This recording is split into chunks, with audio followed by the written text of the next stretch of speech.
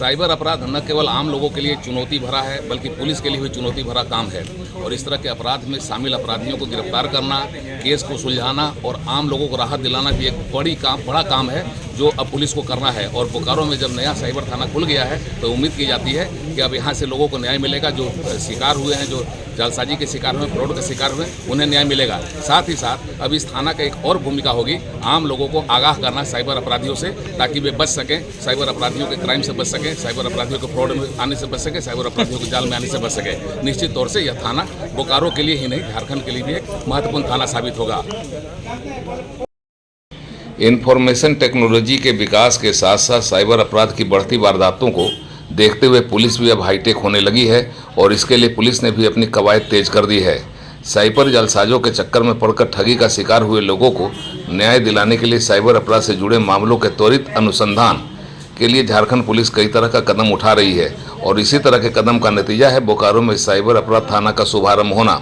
उत्तरी छोटा नागपुर प्रक्षेत्र के पुलिस महानिरीक्षक माइकल राज ने बोकारो में साइबर अपराध थाना का उद्घाटन किया। इस मौके पर कोयला क्षेत्र के डीआईजी सुरेंद्र कुमार झा और बोकारो के पुलिस अधीक्षक पूज्य प्रकाश भी मौजूद थे।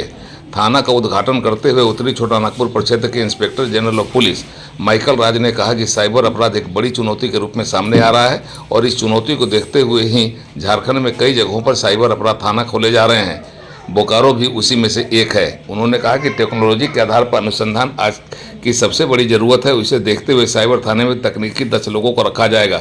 उनकी माने तो जिस तरह से अपराध बढ़ रहा है, आने वाले समय में साइबर अपराध की ओर बढ़ने की संभावना है और इसे देखते हुए पुलिस को भी तैयार करने की ज़रूरत है। साइबर थाना आज इसी ज़रूरत को पूरा करेगा। उड़ान लाइव ब्यूरो की रिपोर्ट। पात्रता होगी।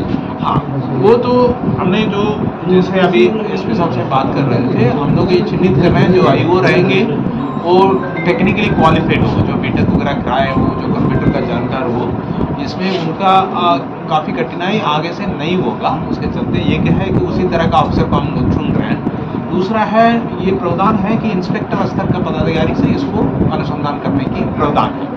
तो जो सब इंस्पेक्टर वगैरह हैं उनका जो कागजात प्रोन्नति का जो बात होती है हमारा विभाग में, उसमें सरकार के स्तर से भी निर्देश दिया गया है। वो कागजात प्रोन्नति उनको इंस्पेक्टर रैंक पर देके उसी बेसिस पर उनके द्वारा कराया जाएगा।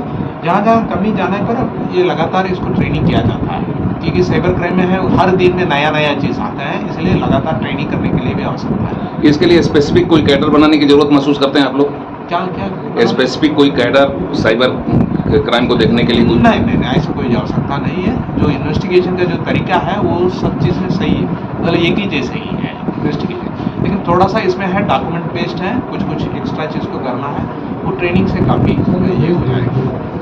हुआ है साइबर पहले जामताड़ा गिरिडीह ये माना जाता था, बोकारो में भी हमको लगता है कि यहाँ भी नहीं। देखिए, वो जामताड़ा वगैरह पहले माना जाता था, तो अभी क्रिमिनल्स क्या कर रहे हैं कि जगह को अपना शिफ्ट कर रहे हैं। ऐसे नहीं है बोकारो को आदमी बहुत सारा चीज़ है, लेकिन उधर से आदमी इधर रह रहे हैं। कभी हरियाणा के आसपास में भी, राजस्थान में भी साइबर क्राइम्स का कई लोग अभी रिपोर्ट हो रहे हैं। अभी काफ़ी कम हो गया। लगातार हमारा पुलिस के द्वारा जो ऑपरेशन करने के बाद जो नया एक ऐप डेवलप किया है प्रति में, उसी बेसिस पर ऑल ओवर इंडिया में कहीं पर भी क्राइम होगा तो हमको रिपोर्ट होगा तो हम लोग पकड़ते हैं। मतलब देश के विभिन्न हिस्सों में जिस तरह का साइबर क्राइम हो रहा है, क्या लगता है उसका जामताड़ा कनेक्शन है? जामताड़ा के लोग ही जाके पलायन करके कर रहे हैं सर? नहीं, ऐसे नहीं कह सकते हैं।